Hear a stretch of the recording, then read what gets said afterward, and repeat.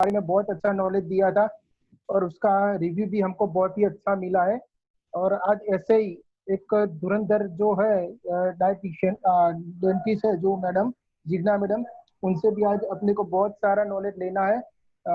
तो आज जो कल भी जो ज्वाइंट हुए थे और आज जो भी ज्वाइंट हुए, उन सबको मैं शुक्रिया अदा करता हूँ कि ये जो प्रोग्राम है उसमें आप ज्वाइंट हुए। इसी के कारण अपने को जो भी एथलेट्स है उसको क्या क्या चाहिए और क्या नहीं चाहिए उसके बारे में बहुत सारा नॉलेज आज आपको हेल्थ प्रमोशन में आपको मिलेगा।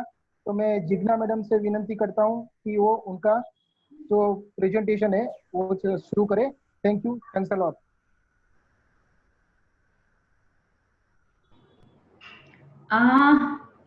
मैं आप लोगों को मैं सुनाई दे रही हूँ? हाँ, सुनाई दे रहे हैं। हाँ जी, बिल्कुल क्लियर। ओके।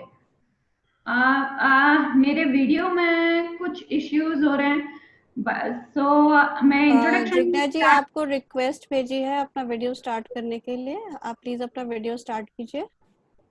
मैं वही कर रही हूँ मैम, लेकिन मेरे हिसाब से मेरे सेटिंग्स में ही कुछ प्रॉब्लम है। आजा आजा, काम का। ओके। हाँ, तो because I am unable to share my screen, मैं मेरा स्क्रीन भी शेयर नहीं कर पा रही हूँ। I just start with flow start कर देते हैं so that the time can be maintain. आप शुरू कर दीजिए। मीनवाइल कोई टेक्निकल सपोर्ट आपको जब मिल रहा है उनके साथ आप videos, you can start sharing the screen. Meanwhile you can introduce. I'll start talking. Sorry for the interruption. Actually, it is a technical issue. And good morning to one and all. मैं कोशिश करूंगी, मेरी slides तो मैंने English में बनाई हुई है, बट मैं कोशिश करूंगी थोड़ा बहुत हिंदी में, ताकि इजी लैंग्वेजेस में आप लोगों को मैं समझा पाऊं। When it comes to special need children की जब हम बात करते हैं, तब वो हम लोगों से अलग रहते हैं, नॉर्मल बच्चों से। उसी तरीके से उनका रिक्वायरमेंट भी अलग रहता है कि जैसे नॉर्मल बच्चा खा पाता है वैसा वो बच्चे नहीं खा पा रहे हैं। In that case there are an number of disease, उसमें भी अलग अलग तरीके के डिजीजेस होते हैं, जैसे डाउन सिंड्रोम हो गया, ऑटिज्म हो गया, ये सारी अलग अलग बीमारियां होती है इन बच्चों में। दे आर डिफरेंट, एक एक बच्चे को एक एक तरीके की बीमारी अलग अलग तरीके से होती है। एंड उसमें हम आज जो देखेंगे उसमें अलग तरीके के बच्चे, न्यूट्रिएंट का क्या क्या रोल उसमें हो सकता है, अभी क्या क्या डाइट्स चल रहे हैं, उसका डिफिकल्टी क्या होता है डाइट से लेके, एंड बीइंग अ पेरेंट्स उनकी जो देखभाल कर रहे हैं उन लोगों के लिए क्या क्या चैलेंजेस हो सकते हैं। अभी when we see about अलग तरीके के चिल्ड्रन में कौन कौन से डिसीजेस होते हैं, बहुत सारे डिसीजेस उसमें हो जाते हैं। उसमें से जो स्पेसिफिकली हमको करना रहता है, just a second, I have got that person. देख अभी इसमें मैं करती हूँ ना।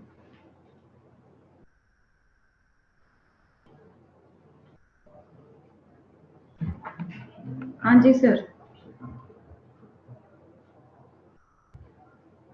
हाँ ओके। हाँ हरिहरा पी ना। Okay okay okay okay, I mail you. हाँ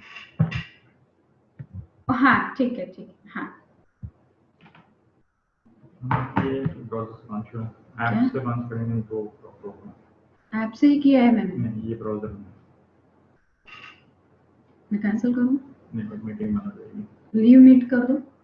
ज्वाइन करता हूँ। हाँ ठीक।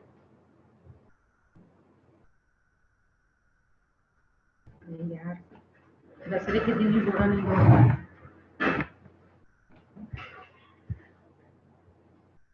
देखो ऐप से ज्वाइन। हाँ लीव कर।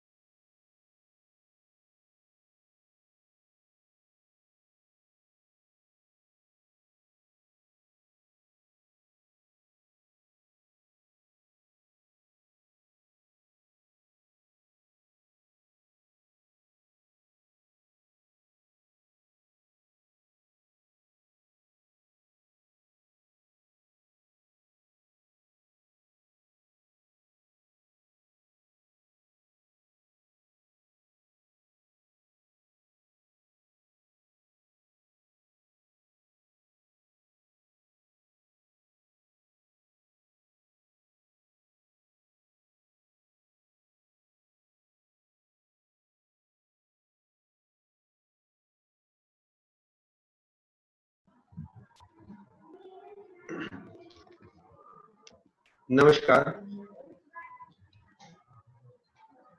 फ्रेंड्स, हमारा program hello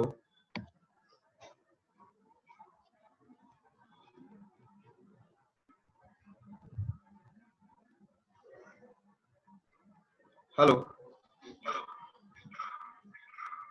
good morning to everyone. मैं जिग्नेश ठक्कर बात कर रहा हूँ स्पेशल ओलंपिक्स गुजरात से। हमारे जो एक्सपर्ट्स है उनके वहाँ थोड़ा टेक्निकल प्रॉब्लम चल रहा है, तो वो सॉल्व हो जाए तब तक थोड़ी बातचीत आपसे करनी है। मैं चाहूंगा कि हमारे जो वेबिनार में जो भी पर्सन जुड़े हुए हैं वो सारे पर्सन हमारे स्पेशल ओलंपिक्स के लिए बहुत ही इम्पोर्टेंट है, और मैं जानना चाहूंगा कि कितने एथलीट्स, कितने पेरेंट्स और कितने स्पेशलिस्ट इसमें जुड़े हुए हैं, ताकि हम लोग उस हिसाब से इस प्रोग्राम को आगे बढ़ाए और आगे का भी हमारा प्लानिंग हो सके। तो जो भी एथलीट्स हमारे साथ जुड़े हुए हैं उनसे मेरी विनती है कि वो लोग अपने चैट बॉक्स में ATH टाइप करें और चैट बॉक्स में से मैसेज करें।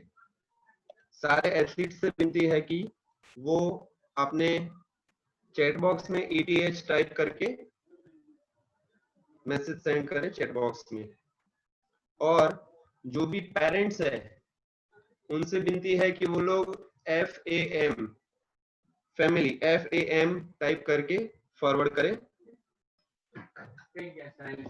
और जो भी स्पेशलिस्ट है, स्पेशल ओलंपिक्स कोचेस है, ऑफिशियल्स है, प्रोफेशनल्स है, वो लोग अपने चैट बॉक्स में EXP टाइप करें, एक्सपर्ट्स।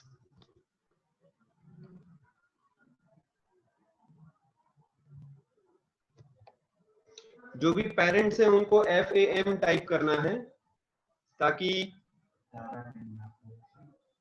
नहीं आया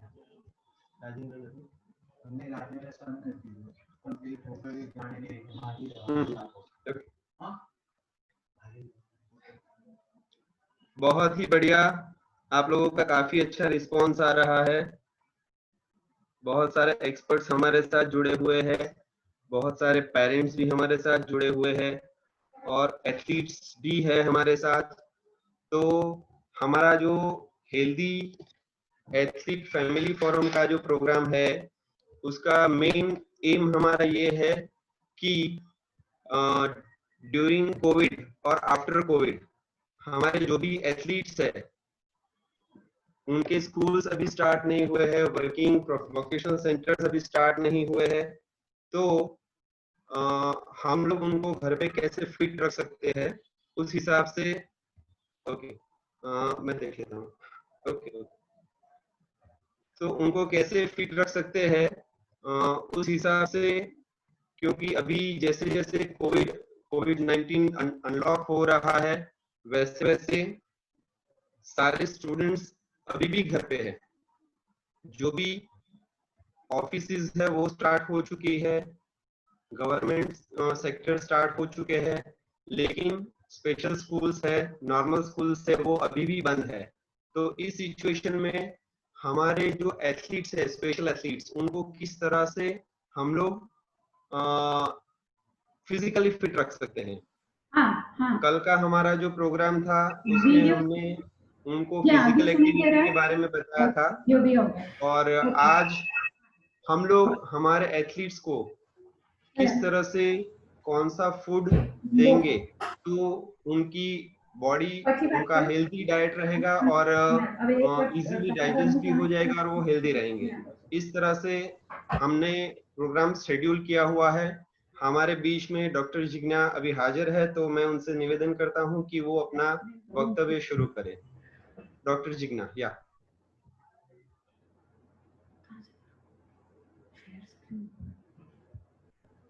ब्राउजर में प्रेजेंटेशन में ओपन प्रेजेंटेशन कहाँ पे है? ओपन प्रेजेंटेशन कहाँ करूँ ओपन प्रेजेंटेशन?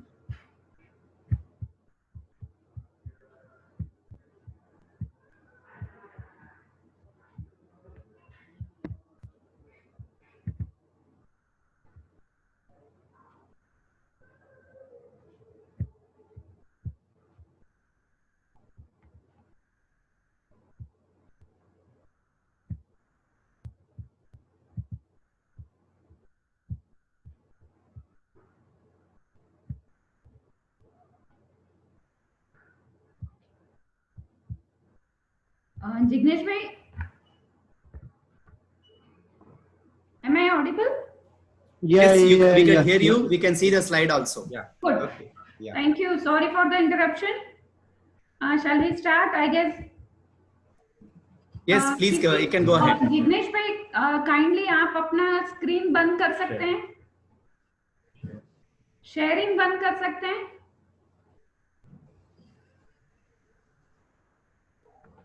हाँ। Yeah. Now it is viewable.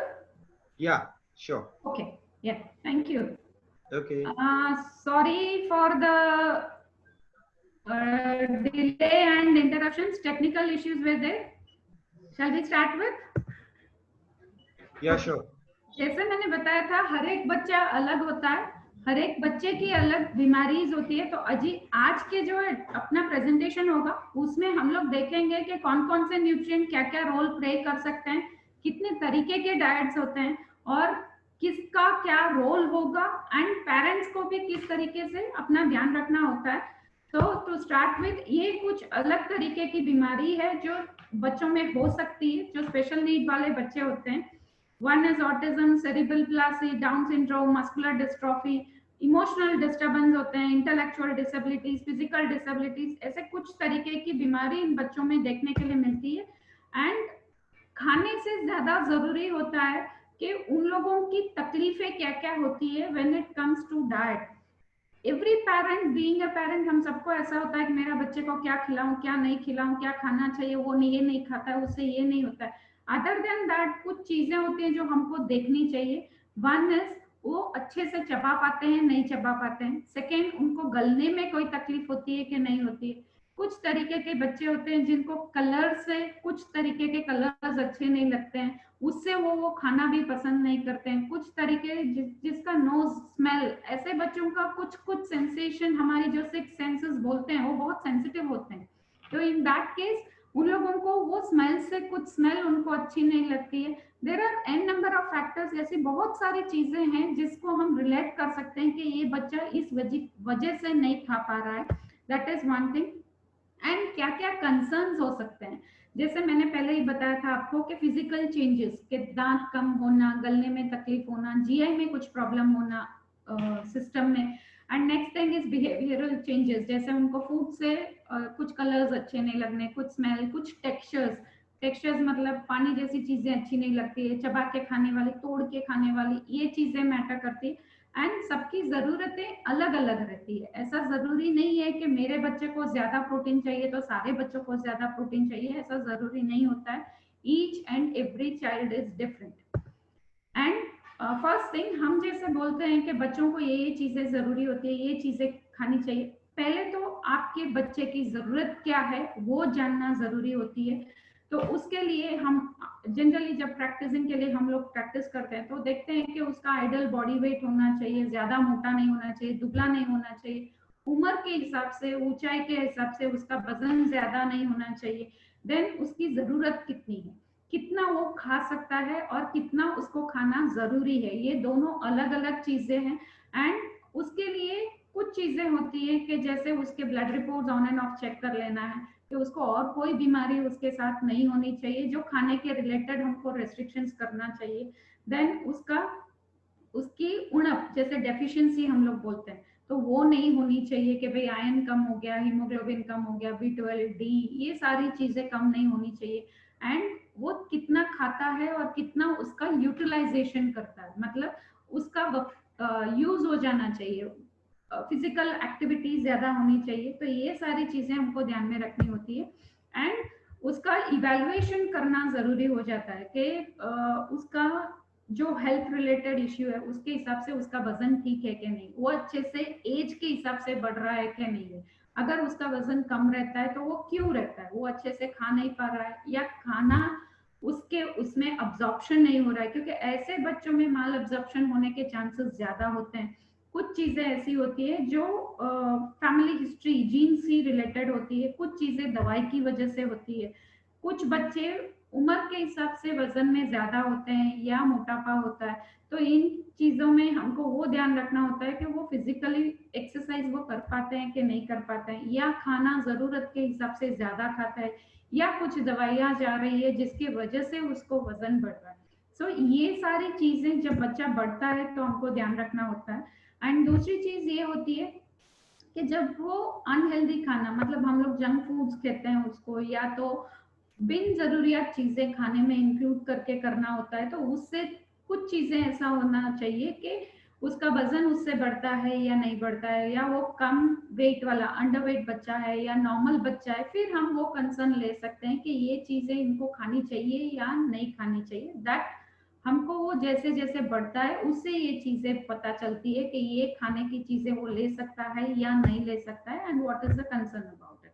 Then second thing is, जब हम लोग अंडरवेट बच्चे, जैसे उम्र के हिसाब से या ऊंचाई के हिसाब से उसका वजन कम ही रहता है, तो उसमें दो चीजें हो सकती है।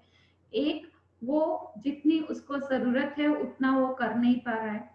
सेकेंड, अगर वो नहीं कर पा रहा है तो अदर देन कैलोरीज बहुत सारी चीजें जैसे विटामिन हो गया या मिनरल्स हो गया, उनका उणप होना जरूरी बन जाता है या हो जाता है। एंड नेक्स्ट थिंग इज, उसकी वजह से उसका बिहेवियर चेंज हो जाता है, जैसे बात करने का तरीका या अप्रोच करने का तरीका, या उसका मूड कैसा रहता है, बॉडी फंक्शंस का डेवलपमेंट कैसा रहता है, ये सारी चीजें उसमें रोल प्ले करती है जो बच्चे आइडल वेट के हिसाब से नहीं होते हैं।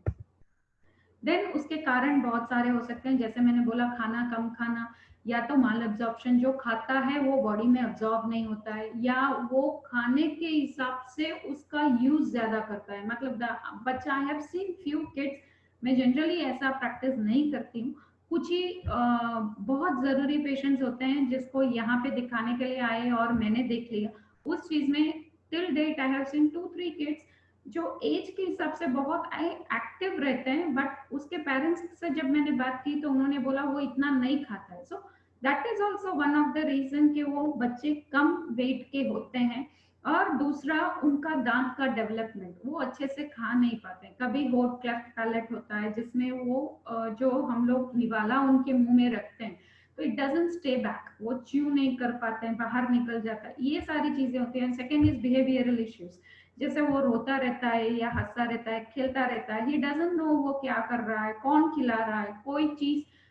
आई have scene one of the kid, उसको ऐसा था कि पड़ोस की बेटी खिलाए तो ही वो अच्छे से खाता था, खुद की माँ अगर खिलाती है तो भी वो नहीं खा पा रहा था। So this and all comes with the attachments, उनकी इमोशनल फीलिंग्स भी उसमें होती है। सो ये सारी चीजें मैटर करता है जब वो अच्छे से बढ़ नहीं पाता। क्या क्या हम असेस कर सकते हैं, एक, हम लोग डाइटिशियन से मिल सकते हैं, उनसे पूछ सकते हैं कि उनका कैलोरी कैसे बढ़ा सकते हैं, और what would be the reason कि व्हाई ये नहीं खा पा रहा है, कितने जरूरत के हिसाब से उसको खाना खिलाना चाहिए। और एल्स उसको कोई फिजिकल, जैसे मैंने बताया था कि वो अच्छे से खा पा रहे हैं या नहीं खा पा रहे हैं, केस वो मॉनिटर करना होता है। कभी कुछ बच्चों को नली से खाना जाता है, वो नली कभी पेट में डाली हुई होती है, कभी जेजिनम में डाली हुई होती है, तो उसका प्लेसमेंट अच्छे से हुआ है या नहीं हुआ है। अदर देन खाना, उनको कोई पाउडर के हिसाब से या कोई टैबलेट के हिसाब से उसको खाना दे सकते हैं या नहीं दे सकते, ये सारी चीजें हम अगर उसको असेस करें तो ये करेक्ट कर सकते हैं एंड द बच्चा can improve. Second concern is मोटापा, राइट। मोटापा में अभी ऐसा हो चुका है कि पोर्शन साइज जो हम लोग माप बोलते हैं वो माप के हिसाब से नहीं खिलाते हैं। Being a parent, even me, my child is normal, ठीक है, लेकिन मुझे ऐसा है कि मेरी बेटी या बेटे को जो अच्छा लगता है वो मैं ज्यादा खिला दूं, राइट, चाहे वो उसको जरूरत हो कि नहीं हो। वी विल सी, हम आगे की स्लाइड में मैं आपको दिखाऊंगी कि कितने एज के बच्चे को कितनी चीजें कितने हिस्से में खिलानी चाहिए। सो इन दैट केस वो एक कंसर्न रहता है। सेकेंड थिंग इज जो अनहेल्दी खाना, इवन आई हैव सीन के जो केयरटेकर होते हैं वो बच्चों के, उनको टाइम कम रहता है, तो what they do, ready to eat, जो जल्दी से अवेलेबल है अपने को वो जल्दी से खिला देते हैं। वैसे वो चीज, जितना processed food, ready to eat food है जो जल्दी से मार्केट में मिल जाता है, हम ला के घर पे रख के बच्चे को खिला देते हैं इजीली, चल भाई उसका पेट भर गया, मेरा भी काम हो गया, मुझे भी नहीं करना। इन चीजों में अगर वो प्रोसेस फूड ज्यादा खाते हैं तो वो एक चीज हो सकती है। सेकेंड चीज इज स्वीट एंड ड्रिंक्स, जैसे चीनी वाला ड्रिंक, हम लोग कोक है, सोडा है या फ्रूट जूसेस इटसेल्फ, अभी it is becoming very easy, बहुत इजी हो गया कि टेट्रा पैक्स फ्रूट जूसेस के बहुत इजीली मिलते हैं। तो व्हाट वी डू, वो जूस पिला दिया एंड वी थिंक, हम बीइंग अ पेरेंट ये सोचते हैं कि मैडम मैं तो उसको फ्रूट जूस पिलाती हूँ, लेकिन वो फ्रूट जूस उसके लिए अच्छा नहीं है क्योंकि उसमें इतनी सारी चीनी होती है, फ्रूट से ज्यादा तो चीनी होती है, इसलिए बेटर डोंट गिव। हाँ, अगर आप घर पे बना के देते हैं जिसमें चीनी नहीं डालते हैं, it is a fresh fruit juice, तो आप उनको दे सकते हैं। सो ये चीजें एक होती है जिससे मोटापा या वजन उसके उम्र के हिसाब से या ऊंचाई के हिसाब से ज्यादा होने के लिए एक कारण हो सकता है। दूसरा है फिजिकल एक्टिविटी, जो एक्सरसाइज उसको करनी चाहिए। शायद कल डॉक्टर हरिहरा ने आपको समझाया होगा कि वो भी एक रीजन हो सकता है कि अगर वो आपका बच्चा नहीं कर पा रहा है तो मोटापा हो सकता है। एंड ज्यादा देर तक टीवीज देखना, मोबाइल यूज करना, अभी आई have scene even special need children को भी टीवी देखना, म्यूजिक सुनना is a good thing, but TV screen का एक्सपोजर जितना कम हो उतना अच्छा है। And child should enjoy the food, लेकिन कभी ये इमोशनल थिंग भी बन जाता है कि बच्चा खाने में अपनी सारी खुशियां जताता है या सारी गम जताते हैं, ये सारी चीजें उसमें नहीं होनी चाहिए और ये सारी चीजें एक कारण हो सकता है मोटापा के लिए। एंड सेकेंड थिंग, जो खाने के रिलेटेड नहीं है उसमें बिहेवियरल इश्यूज, लाइक उसको खाना जो खाना उसको हेल्दी है वो खा नहीं पाएगा, उसको वो चीजें अच्छी नहीं लगेगी, लेकिन कलरफुल रहते हैं, या बहुत बार उसने टीवी में देख लिया कि ये चीजों की एडवर्टाइजमेंट ज्यादा होती है तो वो सारी चीजें वो ज्यादा खा लेता है, that is one thing. Second thing is शायद एक्सरसाइज नहीं कर पाना, खुद से नहीं कर पाना, ही नीड सम सपोर्ट, और जो केयर टेकर्स होते हैं वो सफिशिएंट टाइम उनको नहीं दे पा रहे हैं, उसकी वजह से वो फिजिकल एक्टिविटी नहीं कर रहा है। ये सारी चीजें बहुत मैटर करती है जब मोटापा की बात आती है, वजन ज्यादा होने की बात आती है। And the next thing is दवाइयाँ, ठीक है, कुछ दवाइयाँ ऐसी होती है जिससे उनका वजन बढ़ता है। सो इन दैट केस आपको मॉनिटरिंग करना जरूरी बन जाता है कि भाई ये हफ्ते उसका इतना वजन था, अगले हफ्ते उसका इतना वजन हो चुका है, उसको जो भी ट्रीटमेंट उनको प्रिस्क्राइब करते हैं उस पेशेंट को उस डॉक्टर्स को मिलिए, उनको बताइए कि ये दवाई की वजह से अगर ये चीज होती है तो is there any alternative for it, हम उस दवाई को हम चेंज कर सकते हैं, या दवाई मस्ट है मैडम उसमें हम कोई चेंजेस नहीं कर सकते, तो मीट अ डाइटिशियन, एक डाइटिशियन से मिलिए और उनसे पूछिए कि भाई इनको ये दवाई की वजह से वजन बढ़ रहा है, तो इस चीज में हम क्या क्या चेंजेस कर सकते हैं ताकि उसका वजन आगे ना बढ़े। And next thing is family issues, वो बच्चे चाहे स्पेशल नीड वाले हों लेकिन उनको इतनी समझ होती है कि वो घर के आजू बाजू का environment they can feel it, तो वो चीजों में उनका फिर जो बिहेवियरल चेंजेस होता है वो खाने में दिखता है। So in that case keep a good environment for them. Second thing is, जैसे मैंने पहले ही बताया था कि ready to eat foods available होते हैं, केयर टेकर्स हो या पेरेंट्स हो, उनका शेड्यूल इतना बिजी रहता है, they are working, in that case वो लोग प्रिफर करते हैं कि जो रेडी टू ईट मील है वही मैं उनको दे दूं, या उनके लिए maybe the family is big और द रिस्पॉन्सिबल पर्सन जो होता है, specially the females who take care, वही बच्चे को भी देखती है वही घर को भी देखती है, उसके पास सफिशिएंट टाइम नहीं रहता है कि वो बच्चे को अच्छी तरीके से संभाल के या ये सारी चीजें नोट कर सके। दूसरा है फाइनेंशियल बर्डन, के पैसे के हिसाब से भी कुछ चीजें ऐसी होती है जो अफोर्ड नहीं कर पाते हैं एंड बच्चे का उसकी वजह से ध्यान नहीं रख पाते हैं। एक्चुअली देखा जाए तो अच्छी चीजें महंगी है, खराब चीजें सस्ती है। So I have seen few people even for a normal kid क्या करते हैं, वो रेडी टू ईट पैकेट्स वाला चिप्स जो 5 रुपए में मिलता है वो उनको लाके दे देते हैं, क्यों आप 5 रुपए का सिंग या चना लाके देंगे तो वो ज्यादा अच्छा है बच्चे के लिए। सो दैट मैटर्स, आपको वेरिएशन वो देखना होता है। नेक्स्ट थिंग इज, जो फैमिली हिस्ट्री में ही अगर कुछ बीमारियां हैं, कुछ मोटापा है, तो वो अपने बच्चे में कंटिन्यू हो सकता है, तो उसकी वजह से भी आपका मोटापा रह सकता है। एंड कुछ चीजें ऐसी होती है कि प्रिजर्व्ड रिस्क, परसीव्ड रिस्क होता है, लाइक उनको बच्चे पेरेंट्स ही ओवर प्रोटेक्टिव होके बच्चों को कुछ चीज करने नहीं देते, अगर मैं ये चीज करने दूंगी वो गिर जाएगा, ये चीज करेंगे तो वो खा नहीं पाएगा, वो ये चीज करेंगे तो वो नहीं कर पाए। सो दीज एंड ऑल होता है जो पेरेंट्स की कंसर्न होती है कि मुझे मेरे बच्चे को दुखी नहीं करना है, सो लेट देम डू, उसको जो करना है वो करने देते हैं, ये चीज गलत है। लेकिन वो अप्रोच अच्छे से होना चाहिए ताकि वो उसके दिमाग पे असर ना हो, फिर हम उनको करेक्ट कर सकते हैं। And next thing is social isolation, like बच्चे के बहुत कम फ्रेंड्स रहते हैं, वो बहुत आइसोलेटेड फील करते हैं कि मैं ये टीम में हिस्सा नहीं बन सकता या ये मैं चीज नहीं कर सकता, तो ये चीजें मैटर करती है। And next thing is screen time. मैंने जैसे ही बोला था कि टीवी, मोबाइल, इन चीजों में आप उनको एक्सपोजर कम दीजिए। एंड सेकेंड थिंग कि उसके अलावा कोई और ऐसी चीज बताइए कि जिससे वो बैठा ना रहे, कुछ फिजिकल एक्टिविटीज उसको कर सके। एंड जो भी उसके केयर टेकर है उनको स्ट्रेस रिलीव अगर हम अच्छे से कर पाए तो वो ज्यादा अच्छा रहेगा। एंड उन लोगों में वाई मोटापा होता है तो उसमें उनको फिजिकल एक्टिविटी करने के लिए जगह कम मिलती है। जगह इन सेंस नॉट स्पेस, उनको डिफिकल्टीज होती है कि मैं खुद से नहीं कर पा रहा हूँ, तो उसकी वजह से भी नहीं कर पाते हैं। And second thing is care takers जो होते हैं दे बिकम स्ट्रेस्ड कि उनको बात कराना या टॉयलेट के लिए हेल्प करना, वॉशरूम्स के लिए हेल्प करना, वही चीज उनको ज्यादा लगती है। So what they do, they make them sick, they don't take care of them कि अभी चलो उसका एक्सरसाइज का वक्त हो गया। तो ये सारी चीजें होती हैं। सेकेंड थिंग इज उसको अगर कोई प्रीवियसली कोई डिजीज उसके साथ होती है, जैसे फीमेल बच्चे हो गए तो उनको गायनिक रिलेटेड इश्यूज होते हैं, नहीं भी होते हैं, इवन मेल चाइल्ड में भी फैमिली हिस्ट्री एक होती है कि किसी को डायबिटीज हो गया, अस्थमा हो गया या सांस की बीमारी हो गई, तो ये चीजें भी उनमें मैटर करती है। एंड अगर मोटापा है तो वो हमारे ट्रीटमेंट में भी ज्यादा खर्चा होने के भी चांसेस हो जाते हैं, क्योंकि उसके साथ दूसरी बीमारियां भी आ जाती है।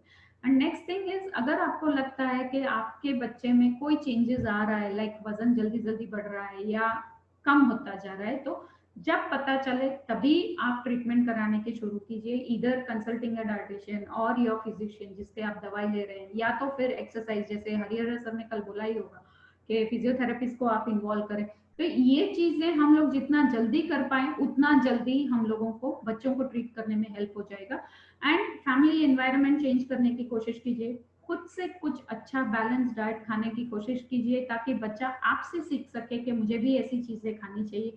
मिठाई वगैरह या जो मीठी चीज होती है उसको कम करने, जैसे कोल्ड ड्रिंक्स हो गया या मिठाई हो गई या दूध, चीनी, आई हैव सीन दूध में भी ज्यादा चीनी डाल के दे देते हैं ताकि बच्चे अच्छा सा पी ले। तो ये सारी चीजें कम करने की कोशिश कीजिएगा। एंड माप से खाना खिलाना बहुत जरूरी है, वो माप मैं आपको दिखाती हूँ कि कौन सी चीज में कितने माप के हिसाब से देना चाहिए। एंड जब भी आप कोई नई चीज दे रहे हैं तो थोड़े से शुरू कीजिएगा, देन आप उसको एक्सटेंड करके दे सकते हैं। एंड जब भी वो बच्चा खाता है तो स्पेशली टीवी के सामने बैठ के नहीं खिलाना है, आराम से खिलाना है। अगर हो सके तो सब लोग साथ में बैठ के, if the child is stable enough, तो साथ में बैठ के खाएंगे, तो that will give a good environment to the बच्चा, सो दैट वो बच्चा अपने आप को आपके लोगों के साथ रख के देख सकता है कि नहीं मेरा भाई खा रहा है, मेरी मम्मी खा रही है, दादी खा रही है, so he will also try to eat the good food what you are eating.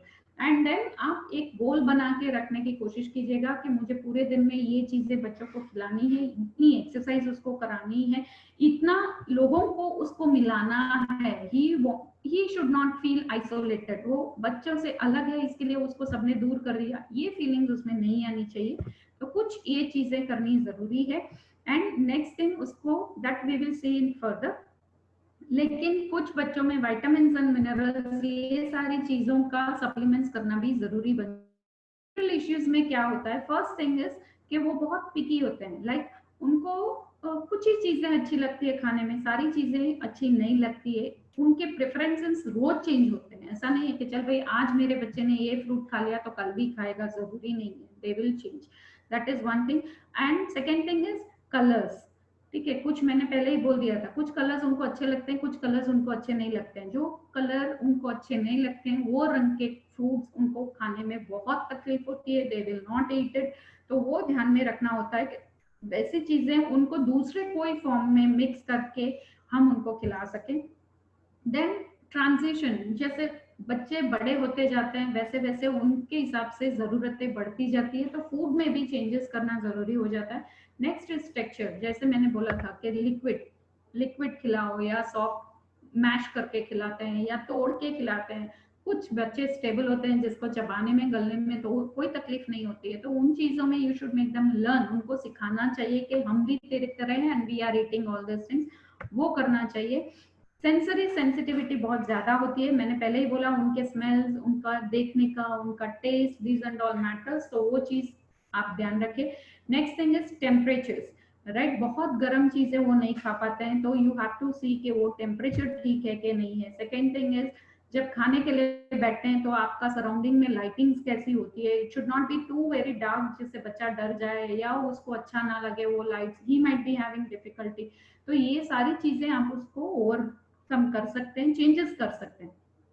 Then second thing is कि आप उसको ध्यान दें, वो जरूरी है, लेकिन इतना भी ओवर प्रोटेक्टिव ध्यान नहीं देना चाहिए। बड़े बच्चे हैं तो, अगर छोटे हैं तो ऑफकोर्स हम लोग ध्यान दे के खिलाएंगे। एंड वेराइटीज जो आप डाइट में देते हैं, मतलब वी हैव पूरा थाली भर के आइटम्स होती है, वैसी आइटम्स उनको नहीं देनी होते। Keep simpler things.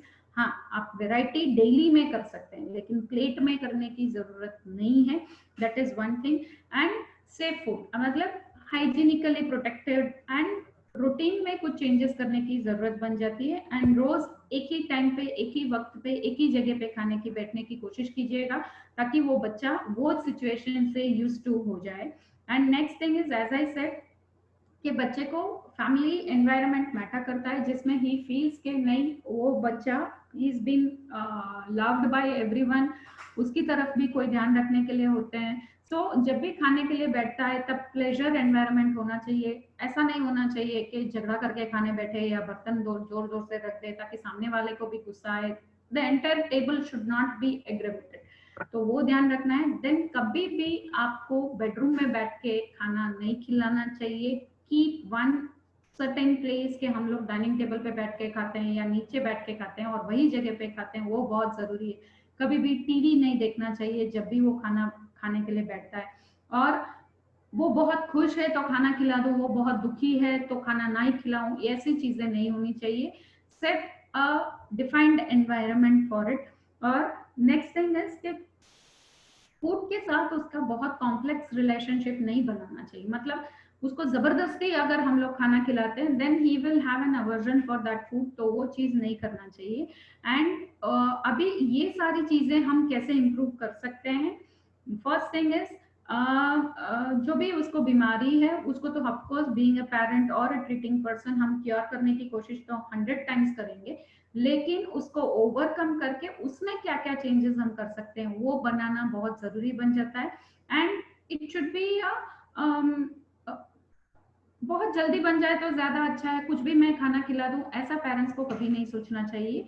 Make it a point, या तो केयर टेकर जो होते हैं उन लोगों को ध्यान में रखना होना चाहिए, उसको जो जरूरत है उसके हिसाब से हम बनाएंगे। So it may take your time to cook, but ये करना जरूरी बन जाता है। एंड एक फूड आपके खाने में या बच्चे के प्लेट में होना चाहिए जो वो मन से रोज खाता हो, राइट? उसके अलावा आप नई नई चीजें उनको जो बना के देते हैं, सी आपको ये शायद सुन के वो लग रहा होगा कि उनको नॉर्मल बच्चों से 8 गुना ज्यादा वक्त लगता है वो फूड को अपनाने के। तो आपने एक बार उसको बना के दे दिया और हर बार ये सोचेंगे कि नहीं वो बच्चा खाएगा खाएगा मैं बना के, ऐसा नहीं होगा। So it will take time, so patience होना जरूरी होता है। एंड मेरी वो स्लाइड में है ही, जो अनहेल्दी फूड्स है जैसे ready to drink juice, ready to eat foods, वो सारी चीजें उनको कभी मत खिलाइए। आई एम नॉट सेइंग कभी भी मत खिलाना, क्योंकि अभी क्या हो गया है, they are also watching TV. तो टीवी देखते हैं या सोशल मीडिया फोन देखते हैं, उसमें एडवर्टाइजमेंट्स देखते हैं, दे आर वेरी अट्रैक्टिव। और द एड जो बनाते हैं वो एडवर्टाइजमेंट भी बहुत अच्छे से बनाते हैं ताकि बच्चे खुद से उसमें इन्वॉल्व हो जाते हैं। तो कभी के लिए ठीक है, but it should not be a daily routine into your practice. और जब बच्चे को कोई चीजों से अवर्जन हो गया है लेकिन वो खाने के लिए तैयार नहीं है, सबके साथ बैठ के तैयार नहीं हो रहा है, तो कोई एक्सपेक्टेशंस हमको रखनी चाहिए कि वो बच्चा ऐसा मैं खिलाऊंगी ये नई चीज तो ही खाएगा, देन यू अप्रोच। लेकिन आपने नया बनाया, चल मैंने ये बनाया तो खा ले करेंगे, तो वो नहीं खा पाएगा। You have to state them, you have to make them कि नहीं ये चीज अगर मैं बना के उसको खिलाऊंगी तो इतना ही अमाउंट में मैं उसको खिलाऊंगी और ये चीजें बता के खिलाऊंगी, तो ही वो इंक्लूड कर पाएगा या अपना पाएगा। देन अगर बच्चा बड़ा है, आपका वो समझ रहा है या खुद के व्यूज आपको दे रहे हैं, तो उसको भी इन्वॉल्व कीजिए। जब आप कुछ बना रहे हो तो उसको पूछ के बनाइए, या कुछ खरीदी करने के लिए, ग्रोसरी लेने के लिए जा रहे हैं तो उसको भी साथ में लेके जाइए। उसको बोलिए कि ये चीज मैं ले रही हूँ, I cook it in this way, मैं उसको इस तरीके से बना के तुझे खिलाऊंगी, यू शुड ईट इट। तो that is one way out where we can do it. And मैंने पहले बोला एक चीज जो उसको फेमिलियर है, उसको अच्छी लगती है, वो चीज हमेशा इंक्लूड करने की कोशिश कीजिएगा और टाइम लिमिट्स दे दीजिएगा कि आधे से पौने घंटे में उसको खाना खाना जरूरी हो जाता है। If it is a major meal like lunch हो गया या डिनर हो गया, and if it is a short snack तो 15-20 मिनट में उसको खत्म कर देना चाहिए। अगर आपका बच्चे का वजन ठीक रह रहा है और वो कभी उसने खाना नहीं खाया तो कोई बात नहीं, आप उसको स्ट्रेस मत लीजिए, क्योंकि अगर बीइंग ए पेरेंट हम स्ट्रेस लेंगे तो वो स्ट्रेस हम बच्चे के ऊपर नेक्स्ट मील में दिखाएंगे। What we will do, being a normal child की पेरेंट, मैं भी यही सोचती हूँ दोपहर में तूने खाना नहीं खाया तो रात को तुझे दोपहर का रात का खाना साथ में मिलके खाना। No, that is wrong. अगर आपका बच्चा ठीक है तो गिव हिम एटलीस्ट 1 मील जो सफिशिएंट हो, वो अच्छे से खा पा रहा हो। हाँ, लेकिन अंडरवेट है मैडम, उसका वजन पहले से ही कम है, ऊपर से वो नहीं खा पा रहा है, तो मैं उसको कैसे लीनियंटली दूं? तो स्नैक में कुछ ऐसी चीज दे दीजिएगा जो वो बच्चा अपना पाए एंड अच्छे से खा पाए। देन सेंसरी इश्यूज, जैसे मैंने बोला था कि आप उसको बहुत ध्यान रखें कि उसका स्मेल, उसको कौन सी स्मेल अच्छी लगती है, कौन सा कलर अच्छा लगता है, कौन सा टेस्ट अच्छा लगता है। ये बीइंग अ केयरटेकर और parent we should be aware of, and वो चीजें हमको इंक्लूड करनी जरूरी बन जाती है। जैसे मैंने पहले बताया था आपको कि मैं बता सकती हूँ आपको कि कैसी चीजें कितने इसमें दे सकते हैं। कुछ ये स्क्रीन शायद अगर रिकॉर्ड हो रहा है या मैं आपको भेज भी सकती हूँ, मेल कर दूंगी, आप वो ले सकते हैं। तो उसमें आई हैव गिवन कि अगर हम लोग एक सर्विंग साइज बोल रहे हैं तो दैट इज 30 ग्राम, मतलब अनाज है या कठोर है वो 30 ग्राम का एक सर्विंग होता है।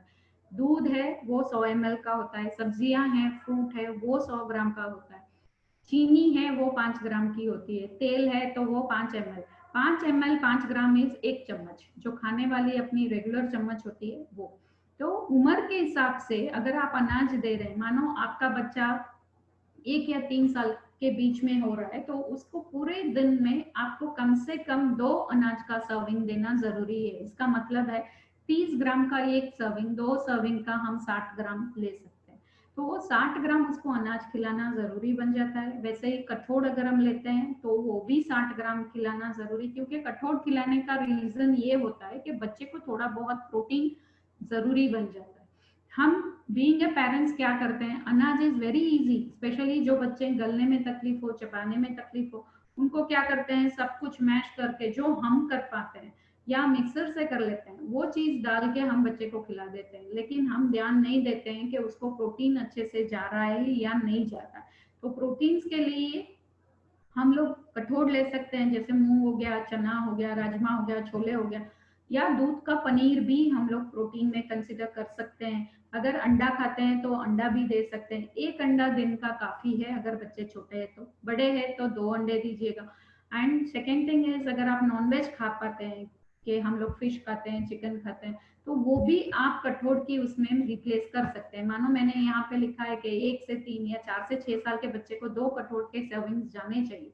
कोई बात नहीं अगर आप एक ही कठोर दे रहे हैं और एक अंडा दे रहे हैं, या 30 से 50 ग्राम जितनी फिश दे दी या चिकन दे दिया तो भी चलता है। सो इन दैट केस आपको वो ध्यान रखना होता है कि उसको जितनी प्रोटीन की मात्रा में जरूरी है। सी, अगर आप प्रोटीन ज्यादा देंगे ना तो मांसपेशी भी कम रहेगा, और अच्छी मांसपेशी जिसको हम लोग लीन मसल मास बोलते हैं वो बढ़ता है।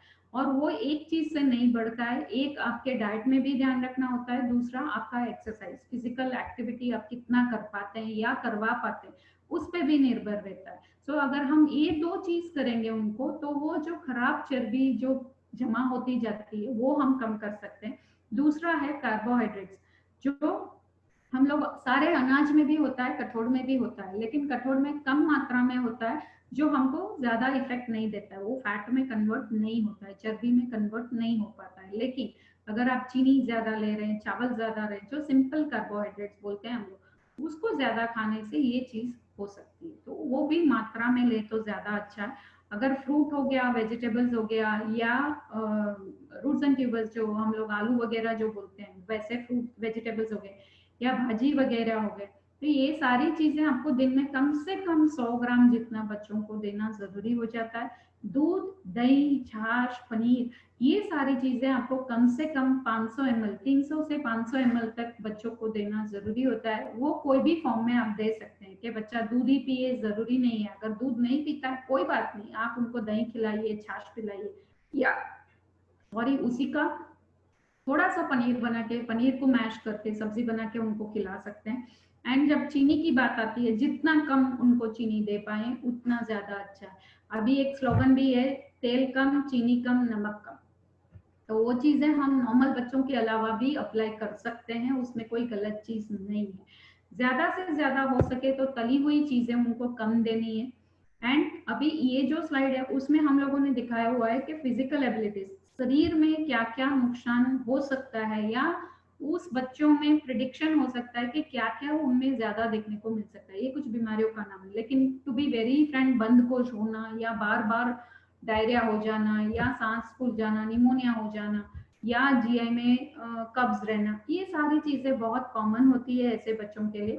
तो उन चीजों में ध्यान रखना भी जरूरी होता है कि उसके हिसाब से आपको खाने में चेंजेस करना बहुत जरूरी बन जाता है। एंड कुछ चीजें ऐसी होती है जो फूड एलर्जीज होते हैं, वो हो सकता है कि खट्टा खाने से उसके स्किन में रैशेस हो जाते हैं या वो दूध खाने से उसको डायरिया हो जाता है, हम लोग लैक्टोज इंटॉलरेंस बोलते हैं, गेहूं खाने से उसको हो जाता है। सो ये सारी चीजें आपके बच्चे में है या नहीं है, उसको आइडेंटिफाई करना बहुत जरूरी हो जाता है। सेकेंड थिंग इज, अगर थायराइड हो जाना, डायबिटीज हो जाना, तो उसके हिसाब से खाने में चेंजेस करना जरूरी है। मैकेनिकल इश्यूज, जैसे मैंने पहले ही बोला था, चबाने में, गलने में तकलीफ होना, देन मस्कुलर टोन्स, जो मुंह में थूक जो बनता है वो कम बनना, ये सारी चीजें बहुत कॉमन होती है ऐसे बच्चों में। तो आप जो खाना खिलाते हैं, जस्ट खाना खाना इज नॉट अ खाना, राइट। आपको उसको ध्यान रखना होता है कि ये सारी चीजें अगर मेरे बच्चे में है तो मुझे क्या क्या चेंजेस उसमें करने जरूरी बन जाते हैं। देन अनदर जो मेजर इश्यूज होते हैं, जैसे गले में अटक जाना, उसको हम लोग चॉकिंग बोलते हैं, और गैगिंग, हिचकियां बार बार आना, खाने के वक्त बच्चा निवाला बाहर निकालना, ये सारी चीजें कॉमन होती है। एंड बार बार निमोनिया हो जाना, सांस की बीमारी होना और उल्टी होना या खाना थूक देना, ये कॉमन होता है। देन टाइम कंज्यूमिंग, आपको बहुत देर लगती है वो उस बच्चों को खिलाने में। एंड कभी बच्चा खुद से, अगर मदर खुद फीड कर रही है बच्चे को, तो वो जल्दी एग्जॉस्ट हो जाता है, थक जाता है, वो चीजें हो सकती है। देन थोड़ा ही खाता है जब भी आप खिलाते हैं, उसके बाद वो नहीं खाता, वो चीजें हो सकती हैं। सेकेंड, उसको भूख टाइम से नहीं लगना, ये भी एक चीज है जिसमें हम लोग ध्यान रख सकते हैं कि वो टाइम से भूख लगना बहुत जरूरी है। इसीलिए मैंने पहले भी बोल दिया था, एक डिजायर्ड टाइम और एक डिजायर्ड प्लेस, ये दो चीजें स्पेशल नीड बच्चों में होनी चाहिए ताकि उसका रूटीन चेंज ना हो जाए। देन जब बच्चा बहुत छोटा है, मतलब 6 महीने या 12 महीने का बच्चा होता है, तो मदर्स क्या करते हैं, उसको सिर्फ फीडिंग फीडिंग फीडिंग ही कराते हैं। 6 महीने के बाद बच्चों को आपको बाहर का खाना, बाहर का इंडिकेट्स घर का खाना, अदर देन मदर्स मिल्क, आपको खिलाना जरूरी बन जाता है। एंड उसको खुद से खाने की आदत भी डालनी, जैसे फिंगर फूड्स हम लोग बोलते हैं, हाथ में पकड़ के बच्चा खा सके ऐसा होना चाहिए, या टेबल पे बैठ के आप कटोरी और स्पून से खिलाते हैं तो वो उसको पकड़ना जरूरी होता है। अभी तो there are equipments also available, ऐसे स्पेशल नीड वाले जो बच्चे होते हैं उनके लिए स्पून्स भी अलग तरीके की होती है, चाहे उसको होल्डिंग कैपेसिटी ऐसा ना हो, लेकिन वो पूरा हाथ में पहन के ही स्पून को होल्ड कर सकता है, ताकि वो जब बच्चा खुद से खाने की कोशिश करे तो वो चीजें गिरती नहीं है and there is a grip. कभी बच्चे बड़े होते हैं तो उनको सबके सामने ऐसे खाने में भी शर्म आती है कि मेरा खाना गिर जाता है इसलिए मैं नहीं खाता हूँ। अगर वो उसकी वजह से नहीं खा रहा है तो वो बॉडी में उणप हो जाएगा, डेफिशिएंसीज हो जाएगी, वजन अच्छे से नहीं बढ़ेगा। तो थोड़ा ये बहुत ध्यान दीजिए कि आप जो उसको खाना खिलाने की इक्विपमेंट्स देते हैं वो ग्रिप वाले होने चाहिए, बच्चे पकड़ के खा सके। एंड जब खाए तो उनसे गिरे नहीं, अगर गिरे तो सामने वाले का मजाक इस बच्चे का नहीं उड़ाना चाहिए। ये सारी चीजें टेबल मैनर्स में होना जरूरी बन जाता है and that may lead to poor eating. And next thing is, कुछ दवाइयाँ, जैसे मैंने पहले ही बता दिया था कि दवाई की वजह से या तो उसको खाने की कैपेसिटी कम हो जाती है या बढ़ जाती है, मतलब भूख लगने की कैपेसिटी कम रहती है या बढ़ जाती है, दोनों चीजें बहुत इंपॉर्टेंट होती है। तो आप जब भी अपने डॉक्टर से मिलते हैं तब एक बार उनका जब प्रिस्क्रिप्शन आता है तो पूछ लेना चाहिए कि भाई इससे उसके खाने पे क्या असर हो सकता है, इधर बढ़ सकता है या कम हो सकता है। इफ दे आर सेइंग नहीं इससे खाना बढ़ेगा, तो try to meet a dietitian और उनको समझाइए कि हम दवाई तो बंद नहीं कर सकते हैं, लेकिन खाने में क्या क्या चीजें कम कर सकते हैं या बढ़ा सकते हैं ताकि उसको भूख कम लगे जो दवाई की वजह से होने वाला है, और उसके वजन में भी नियंत्रण रख सके। That is one point. Second point is अगर वो दवाई की वजह से उसको डेफिशिएंसीज होनी, विटामिन और मिनरल्स कम होने शुरू हो गए, क्योंकि कुछ दवाई ऐसा होता है कि स्पेसिफिक न्यूट्रिएंट का शरीर में अब्जॉर्प्शन नहीं करने देते हैं, तो वो न्यूट्रिएंट हमको इधर बाहर से टैबलेट की तरह से देना होता है, सप्लीमेंट की तरह से, या तो फिर खाने में वो चीज बढ़ा के देनी होती है, तो वो चीज ध्यान रखना होता है। एंड सेकेंड थिंग इज कि जो बच्चों को खींच आती है, हम लोग सीजर्स डिसऑर्डर बोलते हैं या एपिलेप्सी, तो इन चीजों में 3 कॉमन न्यूट्रिएंट होते हैं, जो विटामिन डी है, फोलेट है एंड कैल्शियम है, इसकी उणप होना जरूरी बन जाता है। मतलब वो दवाई की वजह से होता है, बॉडी में नहीं बन सकता है, तो इन दैट केस आपको बाहर से देना बहुत जरूरी बन जाता है। एंड सेकेंड थिंग है जो आपकी पाचन क्रिया है, उसमें गट, हम लोग गट माइक्रोफ्लोरा बोलते हैं, उसमें बहुत सारे छोटे छोटे कीटाणु होते हैं जो अच्छे कहलाते हैं, गुड बैक्टीरिया हम उसको बोलते हैं, जो खाना पचाने में हेल्प करता है।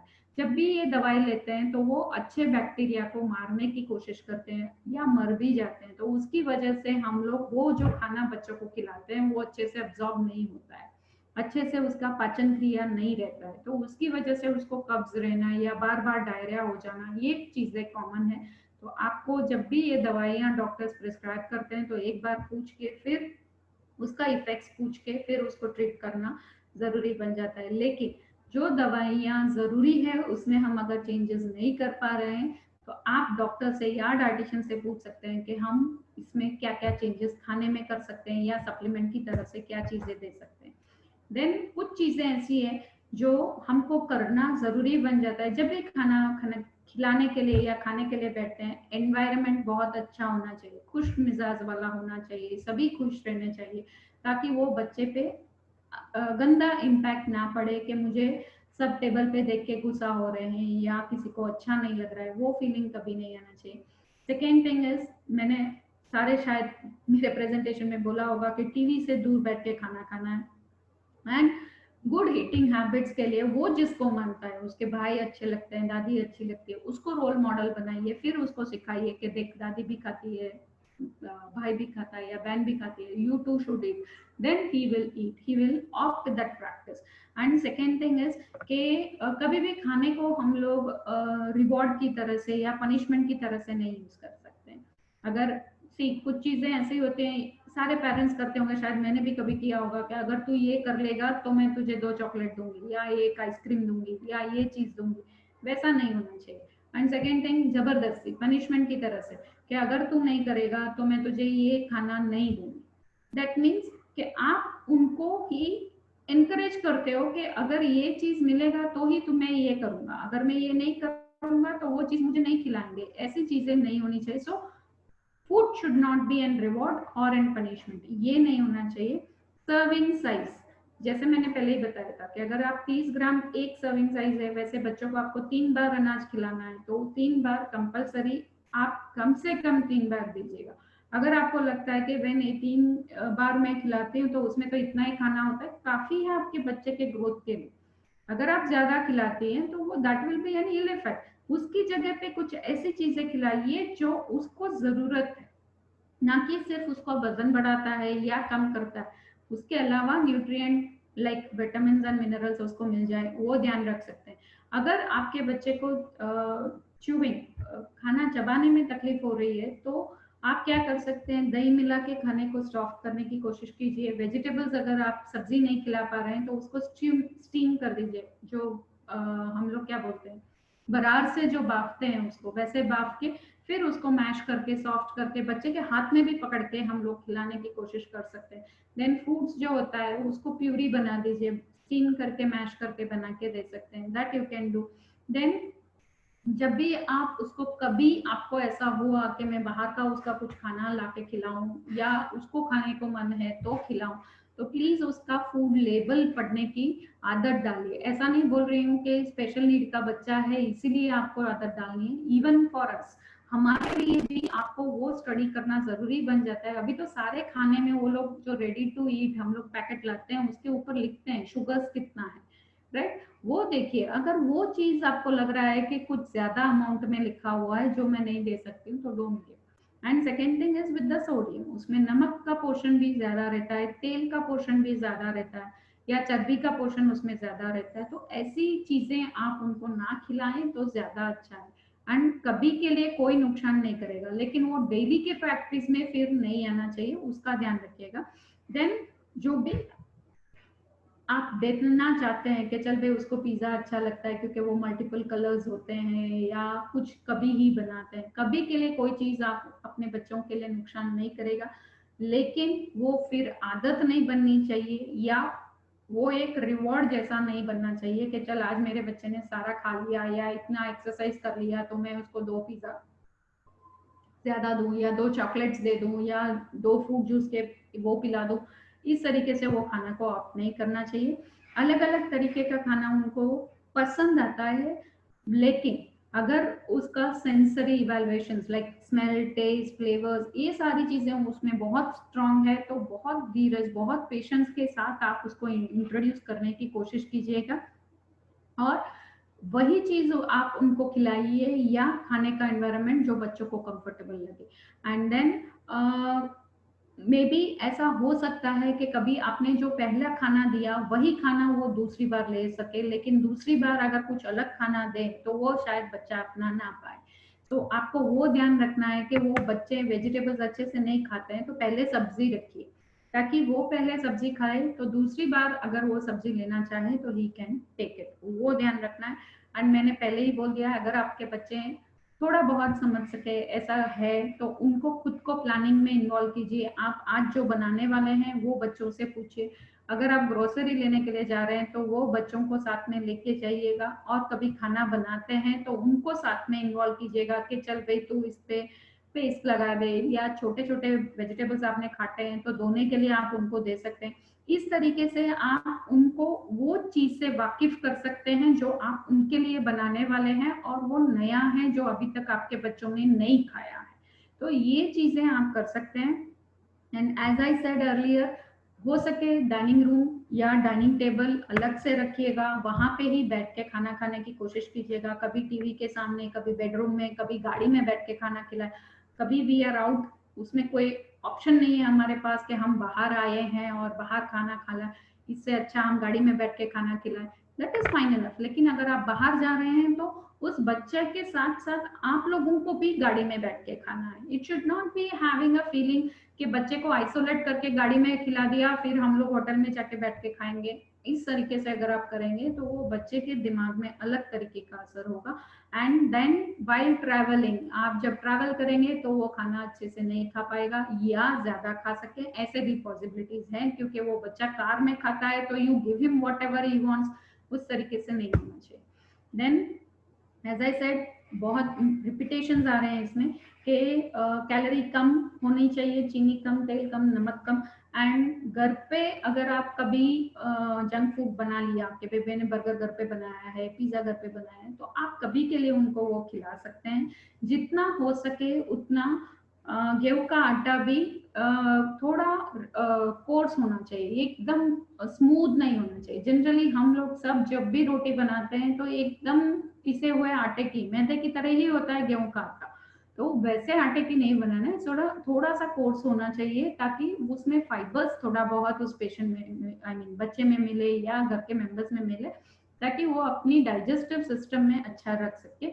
और आप रोस्टिंग करने की कोशिश कीजिए या ग्रिल करने की, तली हुई खाना उसको अच्छा लगता है तो तला हुआ आप once in a blue moon दे सकते हैं, लेकिन वो चीज तले बगैर नहीं दे सकते हैं। जैसे कटलेट्स हो गया तो उसको फ्राई करेंगे, उससे अच्छा आप रोस्ट करके दे दीजिए, या वेजिटेबल या पनीर वो आपको देना है तो इंस्टेड ऑफ पकोड़ा आप ग्रिल करके दे दीजिएगा। तो ये ग्रिल करने के लिए दो चीजें, दो फायदा है, एक आप उनको तेल कम देंगे और दूसरा ये होगा कि उसमें वेराइटीज ऐड होती जाएगी तो वो बच्चा अपनाने की कोशिश करता जाएगा। So that matters. एंड जितना हो सके उतना, एज आई एम सेइंग कि कोई भी चीज जिसमें आप चीनी डालते हैं, चीनी के बगैर खा सके ऐसी चीजें हो तो उसमें ना डालें, वो ज्यादा अच्छा है। और वेन एवर पॉसिबल आप मैक्सिमम घर पे खाना खाने की कोशिश कीजिए, साथ में खाना खाने की कोशिश कीजिएगा इफ द बच्चा इज बड़ा इनफ। इफ अगर आपको प्रॉब्लम्स हो रही है एंड खाना खिलाने में, बनाने में तकलीफ हो रही है तो आप किचन बंद रखने की टाइमिंग्स भी फिक्स कीजिएगा कि मैं ये टाइम में किचन में नहीं रखूंगी क्योंकि इस time I have to feed my child. और या उसको मुझे टाइम देना है इधर फॉर एक्सरसाइज और फॉर एक्टिविटीज, तो वो आपको ध्यान रखना होता है। एंड जो अदर एक्टिविटीज अगर आपका बच्चा कर रहा है तो that should be an pleasant activity. Thank you. Thank you Jigna बहन। थैंक यू जिग्नेश भाई। बहुत ही अच्छी इंफॉर्मेशन दी है जिग्ना बहन ने। हमारे जो भी एथलीट्स है, स्पेशल एथलीट्स, उनको किस तरह से कैसा फूड देना चाहिए, कौन कौन सी चीजों में पेरेंट्स को ध्यान रखनी है, कौन से बिहेवियर को हमें इम्प्लीमेंट करना है, कौन सा बिहेवियर हमारे एथलीट्स के माइंड पे इफेक्ट कर सकता है, वो सारी छोटी छोटी चीजों पे उन्होंने बहुत अच्छे से हमें बताया है। और उन्होंने एक चीज जो बताई कि हमें फूड को कभी रिवॉर्ड और पनिशमेंट नहीं देना चाहिए। तो ये बहुत सही बात है कि हमें बच्चों को फूड के साथ इस तरह से हैबिचुएट नहीं करना चाहिए कि वो लोग उनके दिमाग में नेगेटिव इम्पैक्ट जाए। तो बहुत बहुत धन्यवाद। हमारे साथ क्वेश्चन आंसर बॉक्स में थोड़े क्वेश्चंस आए हैं जिग्ना बहन, तो मैं आपके साथ शेयर कर रहा हूँ। आप उसका आंसर बताइए, ठीक है? एक तो है कि अभी लॉकडाउन जो चल रहा है, उसमें जो एथलीट्स हैं उनका वर्कआउट जो है वो कम हो गया है और उनके वेट बढ़ रहे हैं। तो उसमें ऐसी सिचुएशन में कौन सा डाइट उनके लिए प्रेफरेबल रहेगा? सी इट मैटर्स, वो एज के हिसाब से चेंजेस होते हैं। अभी ये लॉकडाउन के हिसाब से अगर हम लोग एक्टिविटीज के लिए बाहर नहीं लेके जा पा रहे हैं तो घर पे वो एक्टिविटीज आई एम श्योर कल बताया ही होगा। उसके साथ साथ खाने में जैसे आप उनको सलाद ज्यादा देने की कोशिश कीजिएगा जिससे उनका पेट जल्दी से भर जाए। प्रोटीन वाली चीजें ज्यादा देनी है, जैसे कठोर हो गया, पनीर हो गया, अगर आप अंडा खाते हैं तो अंडा दीजिएगा, और चिकन फिश खाते हैं तो वो दीजिएगा, स्पेशली इन ब्रेकफास्ट। अगर वो बच्चा ब्रेकफास्ट कर रहा है, आप ध्यान रख रहे हो कि सुबह का नाश्ता बच्चों को जरूरी है, तो उस चीज में आपको कंपलसरी अगर आप प्रोटीन खिलाते हैं तो ऑटोमेटिकली वो बच्चा दोपहर के खाने तक आपसे कभी खाना नहीं मांगेगा, बिकॉज प्रोटीन में डाइजेशन होने में उसमें देर लगती है, तो ज्यादा देर तक वो खाना पेट में रहता है, तो उसकी वजह से बच्चा will not feel like eating. And दूसरा उसका फायदा ये होगा कि उसमें प्रोटीन ज्यादा है और कैलोरीज कम रहती है, तो उसकी वजह से उसका वजन भी नहीं बढ़ेगा। एंड दूसरा, जब खाना खाने के लिए बैठते हैं तब भी आपको ये ध्यान रखना होता है कि पहले आप सलाद खिलाओ, फिर प्रोटीन वाला, यानी दाल बनाया है या कठोर बनाया है या दही बनाया है या पनीर है, तो वो खाना खिलाने की कोशिश कीजिएगा। उसके बाद आप उसको दाल चावल या रोटी और सब्जी ये चीजें खिलाइए। सी मील पैटर्न भी मैटर करता है कि आप कैसे खाना खाते हैं। आप पहले प्रोटीन डालेंगे, पहले सलाद डालेंगे, तो वो दैट विल डाइजेस्ट अकॉर्डिंगली, तो नेक्स्ट मील में आप ऑटोमेटिकली खाना कम खाने वाले हैं या तो आप देर से खाने वाले हैं, तो उतनी कैलोरीज आपके बच्चे के बॉडी में कम जाएगी, तो वजन में कम इम्पैक्ट पड़ेगा। And it is an universal thing, अभी सभी जगह पे हो गया है, चीनी कम, तेल कम, नमक कम। आप जैसे ही इस चीज को फॉलो करने की कोशिश करेंगे तो अपने आप you will see the changes के बच्चे का वजन कंट्रोल में रह रहा है। So that matters a lot कि ये चीज आपको बहुत ध्यान रखनी होती है कि आप चीनी, स्पेशली शुगर, वो चीज जितना हो सके उतना आप कम कर दीजिए खाने में। एंड जो तेल में बनी हुई तली हुई चीजें नहीं देनी है, लेकिन आप ग्रिल करके दे सकते हैं, स्ट्यू करके फिर उसको रोस्ट करके देने की कोशिश कीजिएगा, तो उससे वो कैलोरी कम जाएगी एंड बच्चे को भी भूख नहीं लगेगा। आई एम नॉट सेइंग कि आप कम खाना खिलाएंगे ताकि बच्चा भूखा रहे, ऐसा कभी भी नहीं करना है, लेकिन ये चीज दीजिएगा जो पचने में देर लगे और प्रोटीन ज्यादा हो। अगर आप ये दो चीजें ध्यान रखेंगे तो वो इजी हो जाएगा, it will maintain the weight very nice. Thank you ma'am. एक और क्वेश्चन है, हमारे जो attention deficient hyper activity disorder जो चिल्ड्रन होते हैं, उनकी हाइपर एक्टिविटी रिड्यूस करने के लिए कोई स्पेशल डाइट प्लान सजेस्ट कर सकते हैं आप, कि जिसकी वजह से उनकी हाइपर एक्टिविटी रिड्यूस करने के लिए तो कोई प्लान नहीं है, because it is with the hormonal thing, right, उसमें हम कंट्रोल नहीं कर सकते, लेकिन आप उनके खाने में ध्यान रखिएगा कि आप जो खाना खिलाते हैं, पहली चीज तो आपको वो ध्यान रखनी है कि आपका बच्चा अच्छा से सो जाए, right. Sleeping hours should be more, उसको रेस्ट ज्यादा दीजिएगा ताकि ये हाइपर एक्टिविटी वो नहीं कर पाए। अब सोने के लिए हम क्या कर सकते हैं, तो एक है दूध। दूध में आप थोड़ा सा गर्म दूध, उसमें थोड़ा सा केसर डाल के आप उनको पिला दीजिएगा, तो मेलाटोनिन वो सेक्रेट होता है, दूध में होता है, तो वो इंड्यूस करता है आपके बच्चे को अच्छे से सोने के लिए। तो एज मेनी आवर्स द बच्चा इज स्लीपिंग, उसकी एक्टिविटी अपने आप कम हो जाएगी। That is one thing. अगर आप ये चाहें कि नहीं बच्चा जागता रहे और कुछ ना करे, आप ऐसा खाना खिलाओ, तो that is not possible. You see कि आपका बच्चा जितना एक्टिव है उतने से एटलीस्ट उतना वो सो पाए। सोने के लिए आप ये चीज कर सकते हैं। इसमें भी सेम थिंग है कि आप एक, मैंने जैसे बोला था, दूध गर्म करके दे सकते हैं। कार्बोहाइड्रेट, सिंपल कार्बोहाइड्रेट हम जो बोलते हैं, वो आप खाने में कम डालिएगा ताकि वो उसकी नींद पूरी हो सके। एंड इन बिटवीन जब भी आप कुछ करते हैं तो वो ध्यान रखिएगा कि इसकी वजह से वो बच्चे को एक टारगेट सेट नहीं होना चाहिए एक एक्टिविटी की वजह से कि मम्मी ने या केयर टेकर ने मुझे कुछ दिया है बनाने के लिए तो I sit and doing it continuously, ऐसा नहीं होना चाहिए। गिव शॉर्टर एक्टिविटीज ताकि वो जल्दी से खत्म हो, ताकि आपका बच्चा doesn't feel like doing it, वो ध्यान रखना है। वैसे when it comes to food के फूड हम एक फूड देंगे तो वो एक्टिव कम रहेगा, ऐसा नहीं होता है, but you can increase the sleep, वो दूसरा फेस आप कर सकते हैं। Thank you ma'am. क्वेश्चंस और भी आ रहे हैं, लेकिन हमारे पास टाइम लिमिट होने की वजह से आपके जो भी क्वेश्चंस है उनको हम हमारे स्पेशलिस्ट को फॉरवर्ड करेंगे और Sure. उनके आंसर वापस आपको फॉरवर्ड करेंगे। So thank you very much. Thank you. आज का जो सेशन है उसमें special Olympics Gujarat team, special Olympics Bharat team और जो एक्सपर्टीज इसमें जुड़े हैं उन सबका मैं धन्यवाद करता हूं।